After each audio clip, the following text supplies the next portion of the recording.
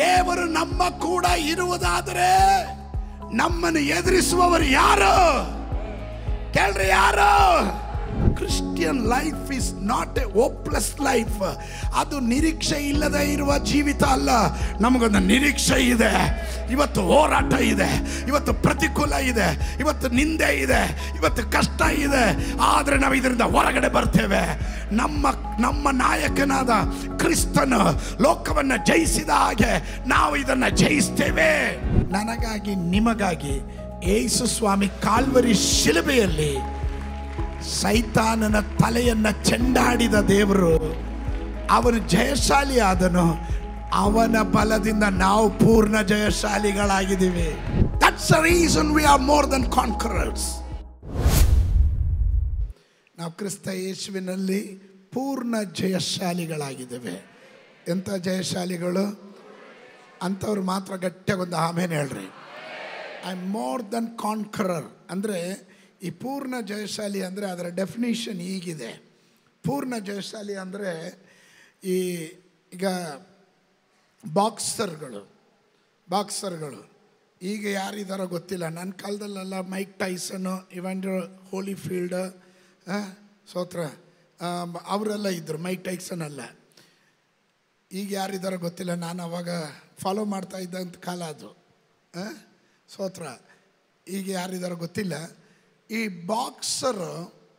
Boxing ಮಾಡುವಾಗ boxing ಮಾಡ್ತಾರೆ. Heavy weight champion ಅಂತಾರೆ ಅವ್ರನ್ನ. ಇವನು ತನ್ನ ವೈರಿಯನ್ನು ಲೋಯರ್ ಪಂಚು ಅಪ್ಪರ್ ಪಂಚು ಎಲ್ಲ ಕೊಟ್ಟು ಬೀಳಿಸಿ ಕಡೆಗೆ ಜಯಶಾಲಿ ಆದಾಗ ಇವನಿಗೊಂದು ಬೆಲ್ಟ್ ಕೊಡ್ತಾರೆ, ಹೆವಿ ವೆಯ್ಟ್ ಚಾಂಪಿಯನ್ ಅಂತ. ಬೆಲ್ಟ್ ಅಲ್ಲ, ಅದರ ಹಿಂದ್ಗಡೆ ಅವನಿಗೊಂದು ದೊಡ್ಡ ಮೊತ್ತದ ಬಹುಮಾನ ಕೊಡ್ತಾರೆ. ಈ ಬಹುಮಾನ ಎಲ್ಲ ತಗೊಂಡು ಇವನು ಮನೆಗೆ ಹೋದಾಗ ಹೆಂಡತಿ ಕೈಯಲ್ಲಿ ತಗೊಂಡೋಗಿ ಅದನ್ನು ಕೊಡ್ತಾನಲ್ಲ, ಕೊಟ್ಬಿಟ್ಟು ಇದು ನಾನು ಗೆದ್ದಿದ್ದೀನಿ ಅಂತ ಹೇಳಿ ಅವಳ ಕೈಲಿ ಕೊಟ್ಟಾಗ ಅವಳು ಈಸ್ಕೊತಾಳು ನೋಡಿ. ಅವಳು ಮೋರ್ ದನ್ ಕಾನ್ಕರರ್. ನಿಮ್ಗೆ ಅರ್ಥ ಆಗಲಿಲ್ಲ? ಬನ್ರಿ, ಇವರು ಫೈಟ್ ಮಾಡಿ ಗೆದ್ದು ಮನೆಗೆ ಬಂದರು. ಇವರು ಕಾನ್ಕರ್ಡ್, ಇವರು ಯುದ್ಧ ಮಾಡಿದ್ದು, ಇವರು ಫೈಟ್ ಮಾಡಿದ್ದು, ಇವರು ಜಯಶಾಲಿ ಆದರು. ಆದರೆ ಪೂರ್ಣ ಜಯಶಾಲಿ ಆಗಿದ್ದು ಇವ್ರ ಕೈಲಿ ತೊಗೊಂಡೋಗಿ ಕೊಟ್ಟಾಗ ಇವರು ಪೂರ್ಣ ಜಯಶಾಲಿ. ಆಮೇಲೆ ಕ್ರಿಸ್ತ ಯೇಸುವಿನಲ್ಲಿ ನಾವು ಪೂರ್ಣ ಜಯಶಾಲಿ ಅನ್ನೋದಕ್ಕೆ ಕಾರಣ, ನನಗಾಗಿ ನಿಮಗಾಗಿ ಯೇಸು ಸ್ವಾಮಿ ಕಾಲ್ವರಿ ಶಿಲುಬೆಯಲ್ಲಿ ಸೈತಾನನ ತಲೆಯನ್ನು ಚೆಂಡಾಡಿದ ದೇವರು, ಅವನು ಜಯಶಾಲಿ ಆದನು. ಅವನ ಬಲದಿಂದ ನಾವು ಪೂರ್ಣ ಜಯಶಾಲಿಗಳಾಗಿದ್ದೀವಿ. Hallelujah, amen. ಅದು ಅದರ ಅರ್ಥ, ಪೂರ್ಣ ಜಯಶಾಲಿ. ನೋಡ್ರಿ, ಆ ವಾಕ್ಯ ಅದಕ್ಕೆ ಮುಂಚೆ ಹೇಳ್ತೆ, ಕ್ರಿಸ್ತನ ಪ್ರೀತಿಯಿಂದ ನಮ್ಮನ್ನು ಅಗಲಿಸುವವರು ಯಾರು? ಅನ್ನ ಇಲ್ಲದೆ ಇರುವುದೋ, ವಸ್ತ್ರ ಇಲ್ಲದೆ ಇರುವುದೋ, ಖಡ್ಗವೋ, ಕ್ಷಾಮವೋ, ಬರಲಿಕ್ಕಿರೋದೋ, ಬಂದಿರೋದೋ, ದೂತರೋ, ಯಲೋಕದೋ, ಏನೇ ಆಗಲಿ ನಾವು ಕ್ರಿಸ್ತ ಯೇಸುವಿನಲ್ಲಿ ಪೂರ್ಣ ಜಯಶಾಲಿಗಳಾಗಿದ್ದೇವೆ. We are more than conquerors. ಆಮೇಲೆ ಅದಕ್ಕೆ ನಾವು ಪೂರ್ಣ ಜಯಶಾಲಿಗಳಾಗೋದಕ್ಕೆ ಕಾರಣ ಏನಂದರೆ, ನಂಬರ್ 1, ಆ ಅಧ್ಯಾಯ ಆರಂಭವಾಗೋದು ರೋಮಾಪುರದವರಿಗೆ ಬರೆದ ಪತ್ರಿಕೆ 8ನೇ ಅಧ್ಯಾಯದ 1ನೇ ವಾಕ್ಯ ಹೇಳುತ್ತೆ, ಕ್ರಿಸ್ತ ಯೇಸುವಿನಲ್ಲಿ ಇರುವವರಿಗೆ ಅಪರಾಧ ನಿರ್ಣಯ ಇಲ್ಲ ಅಂತ. Hallelujah, there is no condemnation. ನಮಗೆ ಪೂರ್ಣ ಜಯಶಾಲಿಗಳಾಗೋದಕ್ಕೆ ಕಾರಣ, ಇನ್ನು ಶತ್ರು ನಮ್ಮ ಮೇಲೆ ಅಪರಾಧ ನಿರ್ಣಯ ಮಾಡೋದಕ್ಕೆ ಸಾಧ್ಯವಿಲ್ಲ. ಅದರಿಂದ ಆಮೆನ್, ಹಲ್ಲೆಲೂಯಾ. ಎರಡನೇದು, ನಮಗೆ ಚೆನ್ನಾಗಿ ಗೊತ್ತಿದೆ ನಾವು ಯಾರು ಅಂತ. ನಾವು ಯಾರು ಅಂತ ರೋಮಾಪುರದವರಿಗೆ ಬರೆದ ಪತ್ರಿಕೆ 8ನೇ ಅಧ್ಯಾಯದ 14ನೇ ವಾಕ್ಯ ಹೇಳುತ್ತದೆ.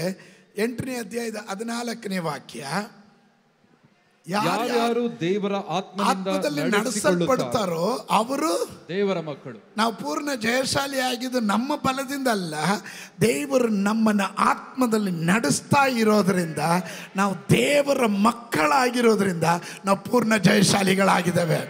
ನಂಬೋರು ಮಾತ್ರ ಆಮೇಲೆ ಹೇಳ್ರಿ, ಗಟ್ಟಿಯಾಗಿ ಆಮೇಲೆ ಹೇಳ್ರಿ. ನಡೆಯೋದು ಬೇರೆ, ನಡೆಸೋದು ಬೇರೆ. ನಡೆಯೋದು ಅಂದರೆ ನಮ್ಮ ಇಷ್ಟಕ್ಕೆ ನಡೆಯೋದು, ನಡೆಸೋದು ಅಂದರೆ ನಮ್ಮ ಇಷ್ಟ ಅಲ್ಲ, ನಡೆಸೋನ್ ಇಷ್ಟಕ್ಕೆ. ಸ್ತೋತ್ರ. ಈ ಕೆಲ ಮಕ್ಕಳು ನೋಡ್ರಿ, ಕೆಲ ಮಕ್ಕಳು ಕೈ ಹಿಡ್ಕೊಂಡು, ದೀಪಕ್ ಬರ, ನೀ ನನ್ನ ಮಗನೇ ಬರೋ, ಡ್ಯಾಡಿ ಕೈ ಹಿಡ್ಕೊಂಡು ಹೋಗ್ತಾ ಇದ್ರೆ ಇವನ ಅಲ್ಲೆಲ್ಲೋ ನೋಡ್ತಾನೆ, ಅಲ್ಲೆಲ್ಲ ಹೋಗೋಕ್ಕೆ ಅದು ಕೊಡಿಸು, ಇದು ಕೊಡಿಸು, ಅದು ಬೇಕು, ಇದು ಬೇಕು ಅಂತ ಹೇಳಿತಾನೆ. ನಾನು ಏಯ್ ಬೇಡ ಬಾ, ಇದ್ ಕಡೆ ಬಾ, ಮನೆಯಲ್ಲಿದ್ದ ಬಾರೋ ಕೊಡ್ತೀನಿ. ಇದು ನಾನು ನಡೆಸೋದು. ನಾನಿಲ್ಲ ಅಂದರೆ ಅವನು ಇದೆಲ್ಲ ಕಡೆ ಹೋಗ್ತಾನೆ. ಯಾರು ದೇವರ ಆತ್ಮನಲ್ಲಿ ನಡೆಸಲ್ಪಡುತ್ತಾರೋ ಅವರು ದೇವರ ಮಕ್ಕಳು. ಹಾಗಾದರೆ ಅಂಥವ್ರು ಯಾರಾದರೂ ಇದ್ರ ಒಳಗಡೆ ಇದ್ದಾರ? ಇವತ್ತು ನಾನು ನಡೆಯೋದಲ್ಲ, ನನ್ನನ್ನು ನಡೆಸುವ ಒಬ್ಬ ಕರ್ತನಿದ್ದಾನೆ ಎಂದು ನಂಬುವವರು ಮಾತ್ರ ಆಮೇಲೆ ಹೇಳ್ರಿ. ಹಲ್ಲೆಲೂಯ. ಅದರಿಂದ ನಾವು ಏನಾಗಿದ್ದೀವಿ? ಪೂರ್ಣ ಜಯಶಾಲಿಗಳಾಗಿದ್ದೀವಿ. ಪೂರ್ಣ ಜಯಶಾಲಿ ಆದವರಿಗೆ ಮಾತ್ರನೇ ಬಾಧ್ಯತೆ ಇರೋದು. ನಾವು ಹೇಳ್ತೀವಿ ನೋಡ್ರಿ, ಜನ್ಮಸಿದ್ಧ ಹಕ್ಕ್ರಿ, ನಾವು ಭಾರತೀಯ ಪ್ರಜೆ, ನಮ್ಮ ಹಕ್ಕ್ರಿ ಅದು. ಹೇಳ್ತೀವಿ ತಾನೆ. ಕೆಲವರು ಮಿಕ್ಕ ನೋಡ್ತಾ ಇದ್ರು, ಇದೇನಪ್ಪ ನಡೆಸ್ತೀನಿ ಅಂದರು, ನಡೆದ್ವಿ. ಈಗ ಹಕ್ಕಿನ ಬಗ್ಗೆ, ಹೌದು ನಡೆಸೋರಿಗೆ ಹಕ್ಕು. ನನ್ನ ಮಗನಿಗೆ ಹಕ್ಕಿದೆಯಾ? ಪಕ್ಕದ ಮನೆಯವ್ರಿಗೆ ಹಕ್ಕಿದೆಯಾ ನನ್ನ ಮೇಲೆ?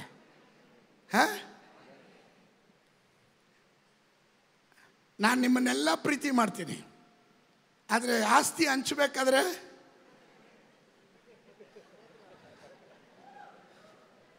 ಹೌದಾ ಅಲ್ವಾ? ಯಾಕೆ? ಅವನ ಹಕ್ಕುದಾರ, ಹೌದಲ್ವಾ? ಯಾರು ದೇವರ ಆತ್ಮದಲ್ಲಿ ನಡೆಸಲ್ಪಡ್ತಾರೋ ಅವರು ದೇವರ ಮಕ್ಕಳೆಂದು ಕರೆಸಲ್ಪಡ್ತಾರೆ, ಹೌದಲ್ವಾ? ಅವರಿಗೆ ಹಕ್ಕಿದೆಯಾ? ಹಾಗಾದ್ರೆ ಹಕ್ಕಿದೆಯಾ? ಏನದಕ್ಕು? 17ನೇ ವಾಕ್ಯ 8-17. ಮಕ್ಕಳಾಗಿದ್ದರೆ ಬಾಧ್ಯರಾಗಿದ್ದೇವೆ. ಮಕ್ಕಳಿಲ್ಲದೆ ಇದ್ರೆ, ಮಕ್ಕಳಾಗ್ಲಿಲ್ಲ ಅಂದ್ರೆ, ಅದಕ್ಕೆ ಫಸ್ಟ್ ಮಕ್ಕಳಾಗಬೇಕು ಅನ್ನೋದು. ದೇವ್ರ ಮಕ್ಕಳಾಗಿವಿ. ಸ್ತೋತ್ರ. ಮಕ್ಕಳಾದ್ರೆ ಬಾಧ್ಯಸ್ಥರು. ಯಾವ್ದ್ರಲ್ಲಿ ಬಾಧ್ಯಸ್ಥರು? 17ನೇ ವಾಕ್ಯ. ದೇವರಿಗೆ ಬಾಧ್ಯರು. ಒಂದು ಯಾರಿಗೆ ಬಾಧ್ಯರು? ಕರೆಕ್ಟಾ? ನಿಮ್ಮನ್ನೇ ಕೇಳ್ರಿ, ದೇವ್ರಿಗೆ ಬಾಧ್ಯನಾಗಿದ್ದೀಯಾ? ಕೇಳಿದ್ರ ಕೆಲವರು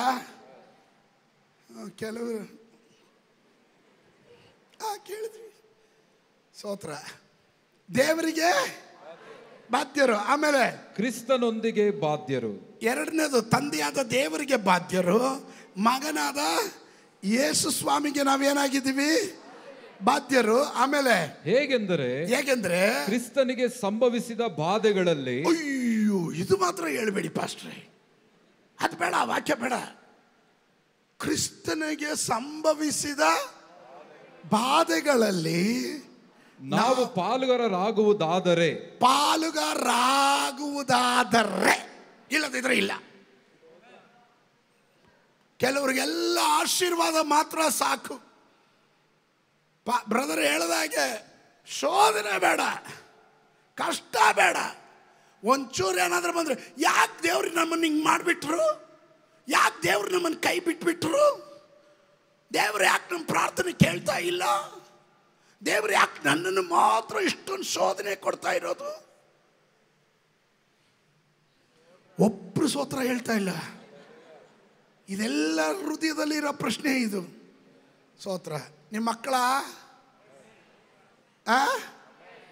ಕೆಲ ಮಕ್ಕಳಿದ್ದಾವೆ, ಅಪ್ಪನ ಆಸ್ತಿ ಮೇಲೆ ಮಾತ್ರ ಕಣ್ಣಿಟ್ಟಿರೋರು. ಅಪ್ಪನ ಪ್ರೀತಿ ಇಲ್ಲ, ಅಪ್ಪನ ಕಷ್ಟಕ್ಕೋ ಸುಖಕ್ಕೋ ಬರಲ್ಲ. ಆಸ್ತಿ ಮಾತ್ರ ನನಗೆ ಬೇಕು, ಪಾಲ್ ನನಗೆ ಬೇಕು, ನಾನು ನಿಮ್ಮ ಮಗ ಅಲ್ವಾ?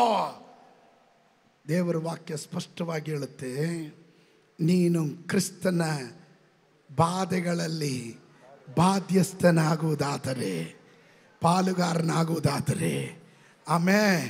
ಆತನ ಮಹಿಮೆಯಲ್ಲೂ ನೀನು ಪಾಲುಗಾರನಾಗ್ತೀಯ. Hallelujah, hallelujah, amen. ಎಷ್ಟು ಜನ ನಂಬ್ತೀರಾ? Yes, I have problems, but ನಾನು ಅದನ್ನೆಲ್ಲ ನೋಡ್ತಾ ಇರೋದು, ನನಗೊಂದು ಮಹಿಮೆ ಇದೆ. ಒಂದು ಮಕ್ಕಳು, 2 ಹಕ್ಕುದಾರರು, 3 ಬಾಧೆ, 4 ಮಹಿಮೆ. ಮಕ್ಕಳಾದರೆ ಬಾಧೆನೂ ಅನುಭವಿಸ್ಬೇಕು. ಸ್ತೋತ್ರ. ಆಮೇಲೆ ಅಪ್ಪ ಒಳ್ಳೆ ವಯಸ್ಸಲ್ಲಿ ಚೆನ್ನಾಗಿ ದುಡಿದು ಆಸ್ತಿ ಎಲ್ಲ ಮಾಡ್ತಾರೆ. ಅಪ್ಪ ರಿಟೈರ್ಡ್ ಆದಮೇಲೆ ಅಪ್ಪ ಅಲ್ಲ ಅಂತೀಯ ನೀನು? ಅಂತೀಯೇನು? ಕೆಲವ್ರು ದುರ್ಗುಟ್ಟು ನೋಡಿದ್ರೆ ಅನ್ಬಿಟ್ಟು ಬಂದಿದ್ದೀರಾ ನನಗೆ. ಸರಿಯಾಗಿ ನಾನು ನೋಡ್ರಿ, ಕರೆಕ್ಟಾಗಿ ನೋಡ್ರಿ. ಅಂತೀರೇನು? ಅನ್ನಲ್ಲ. ಅಪ್ಪ ಅಣ್ಣನ ಮುದುಕನಾದರೂ ಸರಿ, ಅಪ್ಪ ಅಪ್ಪನೇ. ಹಲ್ಲೆಲೂಯ. ಅಪ್ಪನ ಕಷ್ಟದಲ್ಲಿ ನಾನು ಬಾಧ್ಯನು, ಅಪ್ಪನ ಸುಖದಲ್ಲೂ ನಾನು ಬಾಧ್ಯನು. Hallelujah.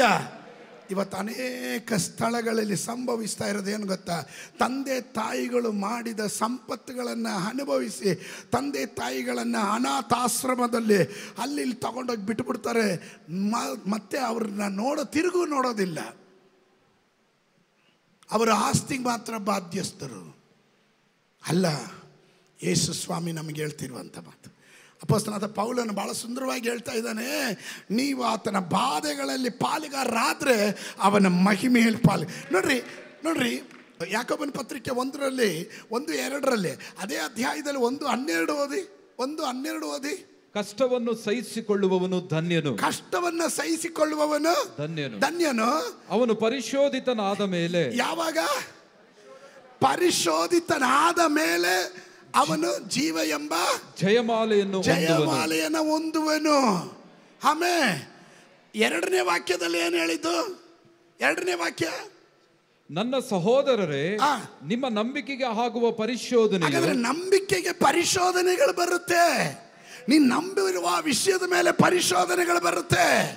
Hallelujah. Without examination you will not get the promotion. ನಿನಗೆ ಪರೀಕ್ಷೆ ಇಲ್ಲದೆ ನೀನು ಮುಂದಿನ ತರಗತಿಗೆ ಹೋಗಲ್ಲ. ಪಾಸ್ಟ್ರೇ ಪ್ರಾರ್ಥನೆ ಮಾಡಿ ಪಾಸ್ಟ್ರೇ, ನಮ್ಮ ಮಗ 10th ಹೆಂಗಾದ್ರೂ ಪಾಸ್ ಆಗ್ಬಿಟ್ರೆ ಸಾಕು ಪಾಸ್ಟ್ರೇ, ಓದ್ತಾ ಇಲ್ಲ ಪಾಸ್ಟ್ರೇ. ಯಾಕೆ ತಾಯಿಗೆ ಟೆನ್ಷನು? ಅವನು ಮುಂದಿನ ಕ್ಲಾಸ್ಗೆ ಹೋಗಬೇಕು ಅಂದರೆ ಅವನ ಪರೀಕ್ಷೆ ಪಾಸ್ ಆಗಬೇಕು. ನಿನಗೆ ಮುಂದಿನ ಲೆವೆಲ್ಗೆ ಹೋಗ್ಬೇಕಂದ್ರೆ ನಿನಗೆ ದೇವರು ಕಳಿಸಿರುವ ನಂಬಿಕೆಗೆ ಆಗುವ ಪರಿಶೋಧನೆಗಳ ಮೇಲೆ ನಿನಗೆ ಜಯ ಉಂಟಾಗಬೇಕು. ಹಲೋ, ಆಮೇಲೆ ಇದ್ದೀರಾ? ನೀವು ಇದ್ದೀರಾ? ಪರಿಶೋಧನೆ ಇದೆಯಾ? ಆಮೇಲೆ ಯಾಕೆ ಅಂತ ಕೇಳಬೇಡ್ರಿ. ಯಾಕೆ ನನಗೆ ಇಷ್ಟೊಂದು ಕಷ್ಟ? ದೇವರು ಯಾಕೆ ಇಷ್ಟೊಂದು ವಾಗ್ದಾನ ಕೊಟ್ಟಿದ್ದಾರೆ? ವಾಗ್ದಾನ ನೆರವೇರಕ್ಕೆ ಮುಂಚೆ ಸೈತಾನ್ ನೀನು ಅಲ್ಲಿ ರೀಚ್ ಆಗಬಾರ್ದಂತ ಅಡ್ಗಾಲಾಗ್ತಾನೆ. ಅದನ್ನು ನೀನು ಗೆಲ್ಲಬೇಕು. ನಿನ್ನ ನಂಬಿಕೆಗೆ ಉಂಟಾಗುವ ಪರಿಶೋಧನೆಗಳದಲ್ಲ. ಅದನ್ನು ಜಯಿಸಿದ್ರೆ ಮಾತ್ರ ನೀನು ಜೀವ ಎಂಬ ಜಯಮಾಲೆಯನ್ನು ಹೊಂದಲಿಕ್ಕೆ ಸಾಧ್ಯ. ದೀಕ್ಷಾಸ್ನಾನ ಹೊಂದಿದವರೆಲ್ಲ ಕೈ ಎತ್ತಿ ನೋಡೋಣ. 100% ದೀಕ್ಷಾಸ್ನಾನ ಹೊಂದಿರೋರೇ ಇಲ್ಲಿರೋದು. ಬರಪ್ಪ, ನೀನೇ ಬರ ಮಗನೇ. ದೀಕ್ಷಾಸ್ನಾನ ಹೊಂದಿದ ಮೇಲೆ ಲಾಸ್ಟಲ್ಲಿ ಒಂದು ಮಾತು ಹೇಳ್ತೀವಿ. ಏನು ಹೇಳ್ದವು? ಕಡೆಯವರೆಗೂ ನಂಬಿಗಸ್ತನಾಗಿದ್ದರೆ ಜೀವ ಎಂಬ ಜಯಮಾಲೆಯನ್ನು ಹೊಂದುತ್ತಿ. ಕಡೆಯವರೆಗೂ ನಂಬಿಗಸ್ತನಾಗಿದ್ದರೆ ನೀನು ಜೀವ ಎಂಬ ಯಾವುದವರೆಗೂ ನಂಬಿಗಸ್ತನಾಗಿರ್ಬೇಕು? ಅರ್ಧದಲ್ಲಿ ಬಿಟ್ಟೋಗಕ್ಕೆ ಕೇಳಿದ್ರ? ಶೋಧನೆ ಬಂತಪ್ಪ, ಬಿಟ್ಟೋಗ್ಬಿಡ್ತೀರಾ? ದೇವರ ವಾಕ್ಯದ ಪ್ರಮಾಣ ನಾನು ಹೇಳ್ತಾ ಇದ್ದೀನಿ. ಕಡೆಯವರೆಗೂ ನಂಬಿಗಸ್ತನಾಗಿದ್ದರೆ ನೀನು ಜೀವ ಎಂಬ ಜಯಮಾಲೆಯನ್ನು ಹೊಂದುತ್ತೀ ಅಂತ ಹೇಳಿ ದೀಕ್ಷಾಸ್ನಾನ ಮಾಡಿಸಿದ ಗಳಿಗೆಲ್ಲ ನಿನಗೆ ಎಚ್ಚರಿಸ್ತೀವಿ. ಸ್ತೋತ್ರ. ಆ ಗಳಿಗೆಲ್ಲ ಎಚ್ಚರಿಸ್ತೀವಿ. ಆಮೇಲೆ ಮಧ್ಯದಲ್ಲಿ ಬಂದ್ಬಿಟ್ಟು ಶೋಧನೆ ಬಂದಾಗ ಯಾಕೆ ನನಗೆ ಹಿಂಗೆ ಶೋಧನೆ? ಸ್ತೋತ್ರ. ಇನ್ಯಾರಾದರೂ ಹಂಗೆ ಕೇಳ್ಕೊಂಬನ್ರಿ, ನಿಮ್ಮನ್ನು ಆ ಶಿಲುಬೆಯಲ್ಲಿ ಹಾಕ್ತೀನಿ. ಸ್ತೋತ್ರ. ಖಾಲಿ ಅದಕ್ಕೆ ಬಿಟ್ಟಿರೋದು ನಾವು. ಆಮೇಲೆ ಪರಿಶೋಧನೆಗಳನ್ನು ಜಯಿಸಿದ ಮೇಲೆ ನೀವು ಜೀವ ಎಂಬ ಜಯಮಾಲೆಯನ್ನು ಹೊಂದುವಿರಿ. ಆಮೇಲೆ ಇಸ್ ಇಟ್ ಕ್ಲಿಯರ್? 12ನೇ ವಾಕ್ಯ ನೋಡ್ರಿ, ಯಾಕೋಬ 12. ಸ್ವಾಮಿಯು ತನ್ನನ್ನು ಪ್ರೀತಿಸುವವರಿಗೆ ಇದನ್ನು ವಾಗ್ದಾನ ಮಾಡಿದ್ದಾನೆ. ನೋಡ್ರಿ, ಯಾರಿಗೆ ವಾಗ್ದಾನ ಮಾಡಿರೋದು ಇದು? ಪ್ರೀತಿಸುವವರಿಗೆ ಪರಿಶೋಧನೆ. ನಾನು ಕೇಳ್ತೀನಿ, ನಿಜ ಹೇಳ್ರಿ. ಎಕ್ಸಾಮ್ ಟೈಮಲ್ಲಿ ಮಕ್ಕಳಿಗೆ ಓದು ಎನ್ನುವಂಥ ತಂದೆ ತಾಯಿ ಮಕ್ಕಳಿಗೆ ಒಳ್ಳೆಯವರ ಕೆಟ್ಟವರ? ನಿಮ್ಮ ದೃಷ್ಟಿಯಲ್ಲಿ, ಮಕ್ಕಳ ದೃಷ್ಟಿಯಲ್ಲಿ ನೋಡ್ರಿ, ಇವರೆಲ್ಲ ನಗ್ತಾವೆ. ಕರೆಕ್ಟಾಗಿ ಹೇಳ್ರಿ. ಏನು ಯಾವಾಗಲೂ ಓದು ಅಂತ ತಲೆ ತಿಂತಾ ಇದ್ದಾವೆ. ಸೋತ್ರ ಅವಳು ಹಂಗೆ ಅಂದ್ಲು, ಅದಕ್ಕೆ ಅವಳು ನೋಡಿ ನಗ್ತಾ ಇದ್ದಾಳೆ.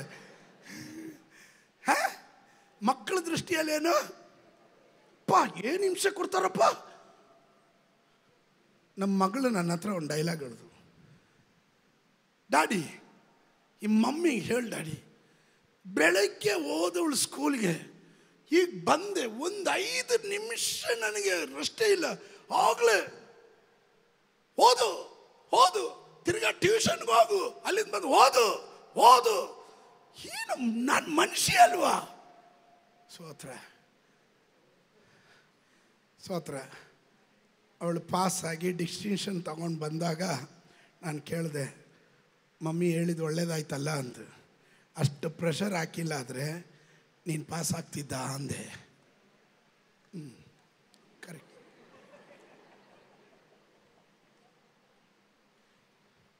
ಎಷ್ಟು ಜನರ ಮನೇಲಿ ಕುಕ್ಕರ್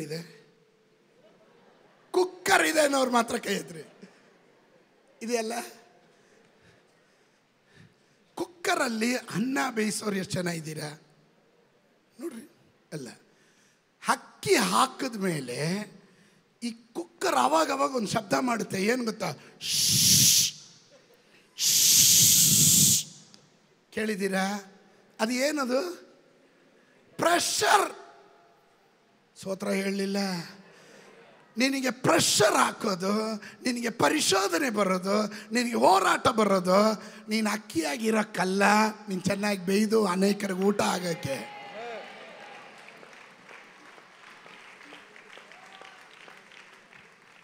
ಯಾರ ತಂಟೆಗೂ ಬರಬಾರ್ದು, ನಾವು ಯಾರ ತಂಟೆಗೂ ಹೋಗಲ್ಲ. ನೀನು ಅಕ್ಕಿಯಾಗೆ ಬ್ಯಾಗಲ್ಲೇ ಇರ್ತೀಯ. ಹಸಿ ಅಕ್ಕಿ ತಿನ್ನೋರು ಯಾರಿದ್ದೀರಿ ಹೇಳ್ರಿ? ಕೈ ಎತ್ರಿ. ಹೊಟ್ಟೆ ತುಂಬಿಸ್ಕೊಳಕ್ಕೆ ಅಕ್ಕಿ ತಿನ್ನೋರು ಎಷ್ಟು ಜನ ಇದ್ದೀರಾ? ಸ್ತೋತ್ರ.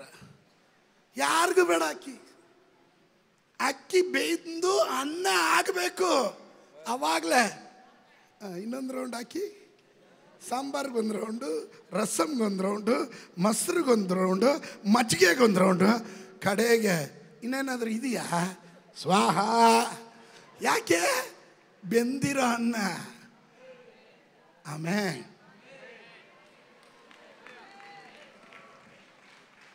ನಿಮ್ಮ ತಲೆ ಒಳಗಡೆ ಹೋಗಲಿ ಅಂತ ನಾನು ಹೇಳ್ತಾ ಇರೋದು. ಕ್ರಿಸ್ತ ಯೇಸುವಿನಲ್ಲಿ ಸದ್ಭಕ್ತರಾಗಿ ಜೀವಿಸುವುದಕ್ಕೆ ಮನಸ್ಸು ಮಾಡುವವರೆಲ್ಲರಿಗೂ ಅವರೆಲ್ಲರೂ ಪರಿಶೋಧನೆಗೆ ಒಳಗಾಗ್ತಾರೆ. ಆಮೇಲೆ ಬೇಡವಾ? ದೇವ್ರ ಮಗನಾಗೋದು ಬೇಡವಾ? ದೇವ್ರ ಮಕ್ಕಳಾಗೋದು ಬೇಡವಾ? ನೀವು ಬದುಕೊಳ್ರಿ, ನಿಮ್ಮ ಪರಿಶೋಧನೆಯೇ ಇಲ್ಲ. ನೀನು ಹೋಗಿದ್ದ ದಾರಿ ಅವಾಗಲೇ ನಾನು ಹೇಳ್ದಲ್ಲ, ಸ್ತೋತ್ರ. ನಡೆಸೋದು ಬೇರೆ, ನಡೆಯೋದು ಬೇರೆ. ದೇವರು ನಿನ್ನನ್ನು ನಡೆಸುವಾಗ ನಿನಗೆ ಲೋಕದಲ್ಲಿ ಸಂಕಷ್ಟಗಳಿದೆ, ಆದರೂ ನೀವು ಧೈರ್ಯವಾಗಿರ್ರಿ. ಲೋಕವನ್ನು ಗೆದ್ದವನು ಸದಾಕಾಲ ನಾನು ನಿಮ್ಮ ಸಂಗಡ ಇದ್ದೇನೆ. Hallelujah, hallelujah. Amen. We are more than conquerors. ನಾವು ಪೂರ್ಣ ಜಯಶಾಲಿಗಳಾಗಿದ್ದೇವೆ. ಆಮೇಲೆ ಮಕ್ಕಳ, ದೇವ್ರ ಮಕ್ಕಳ ನೋಡ್ರಿ, ಈಗಲೂ ಸಂಶಯ. ಇಷ್ಟು ಹೇಳಿದ ಮೇಲೂ ಸಂಶಯನ? ದೇವ್ರ ಮಕ್ಕಳು ಮಾತ್ರ. ಈಗ ಪ್ರಸಂಗಕ್ಕೆ ಉರುಳು ಬಂತು. ಆಮೇಲೆ ದೇವ್ರ ಮಕ್ಕಳು ಬಾಧ್ಯರ? ಯಾವುದರಲ್ಲಿ ಬಾಧ್ಯರು? ಬಾಧೆಗಳೇ. ಕ್ರಿಸ್ತನ. ಹಾಗಾದ್ರೆ ಕ್ರಿಸ್ತನ ಬಾಧೆಗಳೇನು? ಒಂದಾದ್ರೂ ಹೇಳ್ರಿ ನೋಡ್ರಿ.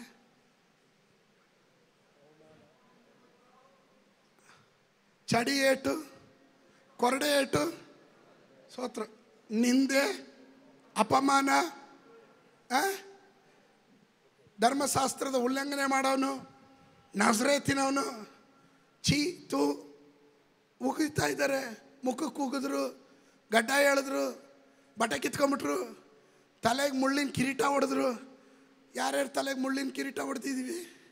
ಹೊಡೆಸ್ಕೊಂಡಿದ್ದೀರಾ ಇಲ್ವಾ? ಸೋತ್ರ. ಒಂದು ಮಾತು ಗಂಡ ಹೇಳಿದೆ ತಡ, ಭೂಕಂಪ ಆಗೋಗ್ಬಿಡ್ತು. ಇನ್ನು ನಾನು ಅವನ ಹತ್ರ ಬದುಕೋಗಿಲ್ಲ. ದೇವ್ರ ಮಕ್ಕಳ ಹಲೋ, ದೇವ್ರ ಮಕ್ಕಳಾದರೆ ಬಾಧ್ಯರು. ಯಾವುದರಲ್ಲಿ ಬಾಧ್ಯರು? ಕ್ರಿಸ್ತನ ಬಾಧೆಗಳಲ್ಲಿ. ತಗೊಂಬನ್ರಿ ಕೊರಡೆ ಬಾರ್ಸೋಣ ಇವರಿಗೆ. ಓಡಾಬಿಡ್ತೀರ ನೀವು, ಯಾರು ನಿಲ್ಲಲ್ಲ. ಕ್ರಿಸ್ತನು ಬೇಡ, ಕ್ರಿಸ್ತಿಯಾನಿ ಆಗಿರೋದು ಬೇಡ ಅಂತ.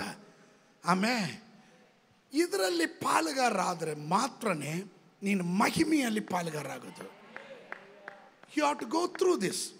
ಆಮೇಲೆ ಅದಕ್ಕೆ ರೋಮಾಪುರದವರಿಗೆ ಬರೆದ ಪತ್ರಿಕೆ 5ನೇ ಅಧ್ಯಾಯದಲ್ಲಿ 3ನೇ ವಾಕ್ಯ ಹೇಳುತ್ತೆ, ಉಪದ್ರವದಿಂದ ತಾಳ್ಮೆ ಹುಟ್ಟುತ್ತೆ, ತಾಳ್ಮೆಯಿಂದ ಅನುಭವ ಸಿದ್ಧಿ ಹುಟ್ಟುತ್ತೆ, ಅನುಭವ ಸಿದ್ಧಿಯಿಂದ ನಿರೀಕ್ಷಣೆ ಹುಟ್ಟುತ್ತೆ.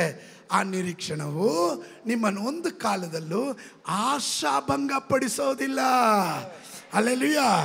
Christian life is not a hopeless life. ಅದು ನಿರೀಕ್ಷೆ ಇಲ್ಲದೆ ಇರುವ ಜೀವಿತ ಅಲ್ಲ. ನಮಗೊಂದು ನಿರೀಕ್ಷೆ ಇದೆ. ಇವತ್ತು ಹೋರಾಟ ಇದೆ, ಇವತ್ತು ಪ್ರತಿಕೂಲ ಇದೆ, ಇವತ್ತು ನಿಂದೆ ಇದೆ, ಇವತ್ತು ಕಷ್ಟ ಇದೆ. ಆದರೆ ನಾವು ಇದರಿಂದ ಹೊರಗಡೆ ಬರ್ತೇವೆ. ನಮ್ಮ ನಾಯಕನಾದ ಕ್ರಿಸ್ತನು ಲೋಕವನ್ನು ಜಯಿಸಿದ ಹಾಗೆ ನಾವು ಇದನ್ನು ಜಯಿಸ್ತೇವೆ. Come on somebody shout hallelujah. Amen. Amen. We are more than conquerors because ನಮಗೆ ಗೊತ್ತು ಈ ಲೋಕದ ಕಷ್ಟ ಎಷ್ಟು ಅಂತ. ರೋಮಾಪುರದವರಿಗೆ ಬರೆದ ಪತ್ರಿಕೆ 8:18 ನಮಗೋಸ್ಕರ ಮುಂದಿನ ಕಾಲದಲ್ಲಿ ಪ್ರತ್ಯಕ್ಷವಾಗುವ ಮಹಿಮಾ ಪದವಿಯನ್ನು ಆಲೋಚಿಸಿ ಈಗಿನ ಕಾಲದ ಕಷ್ಟಗಳು ಅಲ್ಪವೇ ಸರಿ. ಅದಕ್ಕೆ ವಿ ಆರ್ ಮೋರ್ ದನ್ ಕಾಂಕರರ್ಸ್. ಆಮೇಲೆ ನಾವು ನೋಡ್ತಾ ಇರೋದು ಈಗಿನ ಪರಿಸ್ಥಿತಿ ಅಲ್ಲ, ನಾವು ನೋಡ್ತಾ ಇರೋದು ಈಗಿನ ಹೋರಾಟ ಅಲ್ಲ. ದೇವರು ನಮಗಾಗಿ ಇಟ್ಟಿರುವ ಮಹಿಮೆಯ ಪದವಿಯನ್ನು ಆಲೋಚಿಸುವಾಗ ಈಗಿನ ಕಷ್ಟಗಳು ಅದು ಅಲ್ಪವೇ ಸರಿ. ಹಲ್ಲೆಲೂಯಾ.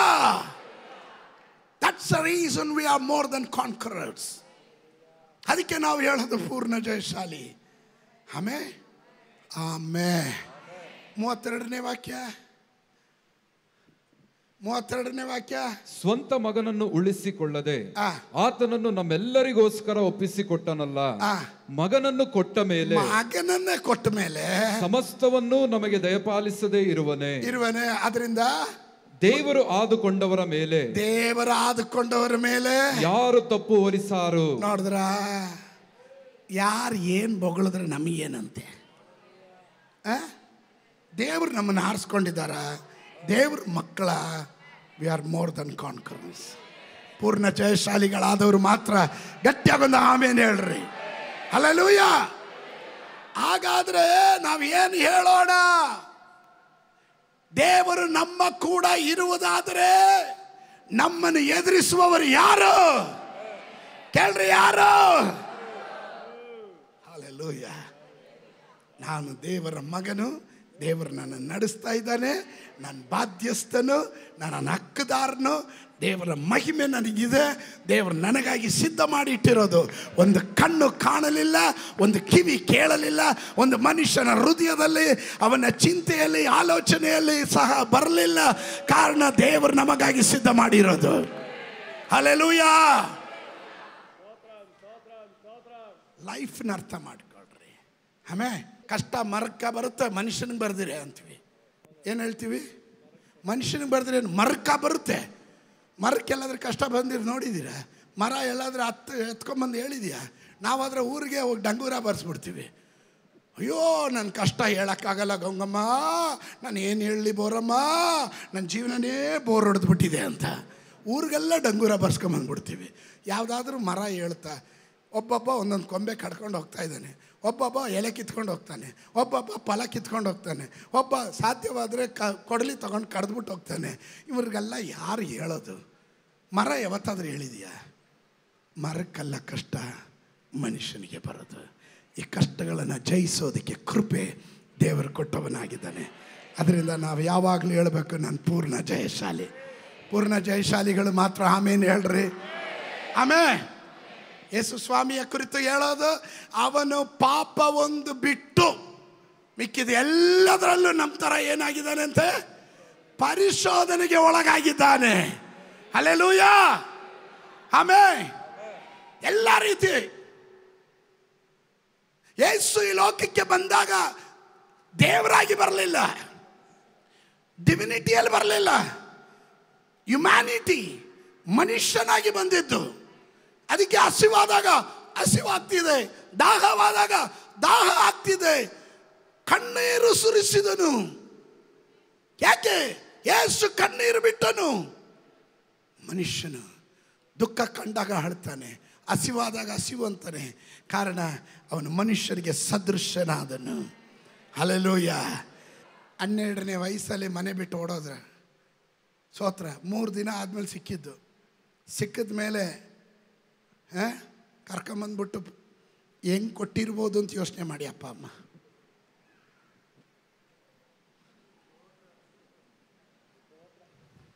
ಇನ್ಮೇಲೆ ಹೋಗ್ತೀಯ ಅಂತ, ಹೋಗ್ತೀಯ ಹೇಳಿದ್ರೆ ಕೇಳಿದ್ರೆ ಹೋಗ್ತೀಯ? ಬಾರಿಸಿರ್ತಾರ. 12 ವಯಸ್ಸು ಹುಡುಗ, ಅಪ್ಪ ಅಮ್ಮನಿಗೇನು ಹೊಡಿಯೋಕ್ಕಾಗಲ್ವಾ? ಅವಾಗೆಲ್ಲ ರೂಲ್ ದೊಣ್ಣೆಯಲ್ಲಿ ಹೊಡಿತಿದ್ರು. ನಮ್ಮ ಕಾಲದಲ್ಲಿ ಅವಾಗಿನ್ನ ಏನ್ರಲ್ಲಿ ಹೊಡಿತಿದ್ರು, ಹೊಡೆದು 30 ವಯಸ್ಸುವರೆಗೂ. ಆಮೇಲೆ ಉಸಿರೇ ಇಲ್ಲ. ಏನಾದರೂ ಯೇಸು ಸ್ವಾಮಿ ಬಗ್ಗೆ ಹೇಳಿದಾರ? 30 ವಯಸ್ಸಲ್ಲಿ ಎಷ್ಟೆಲ್ಲ ಕಷ್ಟಗಳು ಅನುಭವಿಸಿರ್ಬೋದು. ಅಪ್ಪ ಹೊಡೆದಿರ್ಬೋದು, ಅಮ್ಮ ಹೊಡೆದಿರ್ಬೋದು, ಊರವ್ರು ಬೈದಿರ್ಬೋದು. ಇದೆಲ್ಲ ಬೈಬಲಲ್ಲಿ ಬರ್ದಿದೆಯಾ? ಅದರಿಂದ ನಮಗೇನು ಗೊತ್ತಾಗಲಿಲ್ಲ. ಸ್ತೋತ್ರ. ಎಲ್ಲ ಶೋಧನೆಗಳಲ್ಲೂ ತಾನು ಹಾದು ಹೋಗಿದ್ದಾನೆ. ನೀನು ಹಾದು ಹೋಗುವ ಎಲ್ಲ ಟೆಂಪ್ಟೇಷನ್ಗಳಲ್ಲೂ ಅವನು ಹಾದು ಹೋದನು. ಆದರೆ ಅವನು ಎಲ್ಲವನ್ನು ಓವರ್ಕಮ್ ಮಾಡಿದನು. ಹಲ್ಲೆಲೂಯಾ. ಆದ್ದರಿಂದ ನಾವು ಪೂರ್ಣ ಜಯಶಾಲಿಗಳಾದಿವೆ. ಎದ್ದು ನಿಂತ್ಕೊಳ್ಳೋಣ, ಎದ್ದು ನಿಂತ್ಕೊಳ್ಳೋಣ. ಹೃದಯದ ಆಳದಿಂದ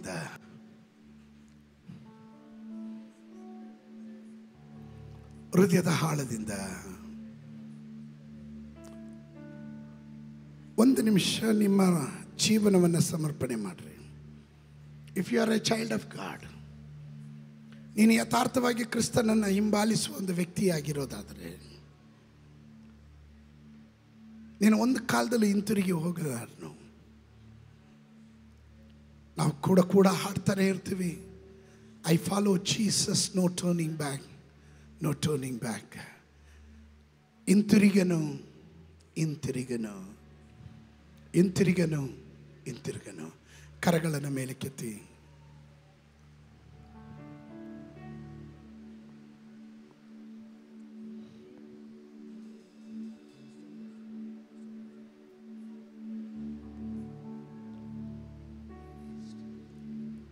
ಎಷ್ಟೊಂದು ಕಷ್ಟವು ನನಗೆ ಬಂದರು, ನಿನ್ನನ್ನು ಆಗಲೇನು. ಎಷ್ಟೊಂದು ಕಷ್ಟವು ನನಗೆ ಬಂದರು, ನಿನ್ನನ್ನು ಆಗಲೇನು. ರಕ್ತವ ಸುರಿಸಿ ಸಾಕ್ಷಿಯ ನೀಡುವೆ, ನಿಶ್ಚಯ ನಿಶ್ಚಯವೇ. ಒಂದು ನಿಮಿಷ ಆ ಕೈಗಳನ್ನು ಮೇಲಕ್ಕೆ ತೆಗೆದು ಹೃದಯದ ಆಳದಿಂದ give me the key please. Hello. ಹೃದಯದ ಆಳದಿಂದ ಎಡಗಡೆ ಬಲಗಡೆ ಇರೋರನ್ನ ಎಲ್ಲರನ್ನ ಮರ್ತೀವಿ. ಎಲ್ಲವನ್ನ ಮರೆತು ಹೃದಯದ ಆಳದಿಂದ ಹೇಳ್ರಿ, ಎಷ್ಟೊಂದು ಕಷ್ಟವು ನನಗೆ ಬಂದರು, ನಿನ್ನನ್ನು ಆಗಲೇನು. ಎಷ್ಟೊಂದು ಕಷ್ಟವು ನನಗೆ ನಿನ್ನನ್ನು ಆಗಲೇನು. ರಕ್ತವ ಸುರಿಸಿ ಸಾಕ್ಷಿಯ ನೀಡುವೆ ನಿಶ್ಚಯ ನಿಶ್ಚಯವೇ. ರಕ್ತವ ಸುರಿಸಿ ಸಾಕ್ಷಿಯ ನೀಡುವೆ ನಿಶ್ಚಯ ನಿಶ್ಚಯವೇ. ರಕ್ಷಕನೇ ರಕ್ಷಕನೇ ಯೇಸುದೇವಾ ಯೇಸುದೇವಾ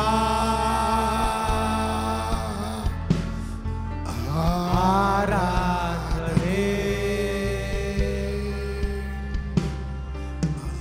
ಆರಾಧನೆ. ರಕ್ಷಕನೇ ರಕ್ಷಕನೇ ಯೇಸುದೇವಾ ಆರಾಧನೆ ಆರಾಧನೆ. ಪರಲೋಕವನ್ನು ಭೂಲೋಕವನ್ನುಂಟು ಮಾಡಿದ ನಮ್ಮ ಸರ್ವಶಕ್ತನಾದ ದೇವರೇ, ನಿತ್ಯನಾದ ತಂದೆ, ಇಲ್ಲಿವರೆಗೂ ನೀನು ಮಾತನಾಡಿದ ವಚನಗಳಿಗಾಗಿ ಸ್ತೋತ್ರ. ನಿನ್ನ ದಾಸನನ್ನು ಕರ್ತನೇ ಸಂದೇಶವಾಗಿ ನೀನು ಕಳಿಸ್ಕೊಟ್ಟೆ. ಕರ್ತನೇ, ನಾವು ಕ್ರಿಸ್ತ ಯೇಸುವಿನಲ್ಲಿ ಪೂರ್ಣ ಜಯಶಾಲಿಗಳಾಗುವುದಕ್ಕಂತೆ ನಮ್ಮನ್ನು ಎಚ್ಚರಗೊಳಿಸಿದ್ದಕ್ಕಾಗಿ ಸ್ತೋತ್ರ ಹೇಳ್ತೇವೆ. ನಿನ್ನ ಜನರನ್ನು ಸಮಾಧಾನವಾಗಿ ಕಳಿಸ್ಕೊಡು. ನಿನ್ನ ನಾಮದ ಮಹಿಮೆಗಾಗಿ ನಮ್ಮನ್ನು ಪುನರಾವರ್ತಿ ಉಪಯೋಗಿಸು. ಯೇಸುವಿನ ನಾಮದಲ್ಲಿ ಬೇಡ್ತಾನೆ. ಜನ ಗಟ್ಟಿಯಾಗಿ ಹೇಳ್ರಿ, ಮತ್ತೊಮ್ಮೆ ಹೇಳ್ರಿ, ಮಗದೊಮ್ಮೆ ಹೇಳ್ರಿ. ಆಮೇನ್.